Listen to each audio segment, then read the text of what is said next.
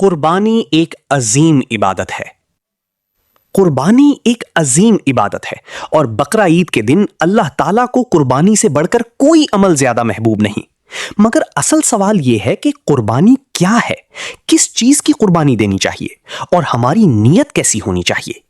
ابراہیم علیہ السلام نے اللہ تعالیٰ کا حکم مانتے ہوئے اپنے بیٹے کو بھی اللہ کی راہ میں قربان کرنے کے لیے تیار ہو گئے۔ انہوں نے اللہ کے حکم کے آگے نہ آگے دیکھا نہ پیچھے، بس سرے تسلیم خم کر دیا۔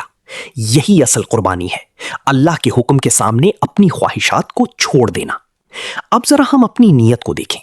جب ہم قربانی کے لیے جانور خریدتے ہیں تو اکثر ہماری توجہ اس بات پر ہوتی ہے کہ کس جانور کا گوشت زیادہ مزیدار ہوگا یا لوگ کیا کہیں گے۔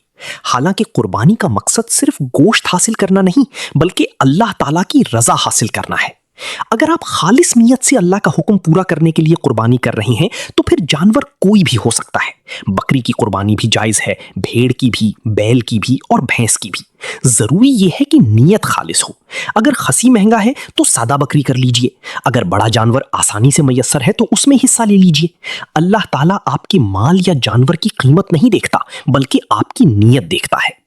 قربانی کے گوشت کی اپنی ایک برکت اور لذت ہوتی ہے، چاہے وہ کسی بھی جانور کا ہو۔ اس لیے لوگوں کی باتوں کی فکر نہ کریں بلکہ اپنی نیت درست کریں اور اللہ تعالیٰ کی رضا کے لیے قربانی کریں۔